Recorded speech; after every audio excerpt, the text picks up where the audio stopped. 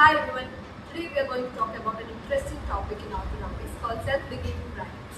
Self-ligating brackets are a modern type of orthodontic bracket that do not require elastic or metal ligatures to hold the arcuate in place. Instead, these brackets have a built-in locking mechanism or clip that secures the arcuate within the brackets. There are two main types of self-ligating brackets. First one, active self-ligating brackets. In this type, the clip actively presses against the arcuate. This allows better control of tooth movement, especially during later stages of treatment. Second one is a passive self-ligating brackets.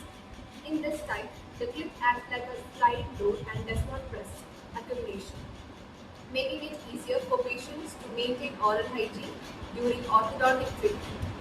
Self-ligating brackets may also allow shorter chaser appointments because orthodontists do not need to place or remove any elastic ligatures during each visit. In conclusion, self-ligating brackets are innovative advancement in orthodontics that aim to reduce friction, improve patient comfort, and simplify orthodontic procedures. Thank you.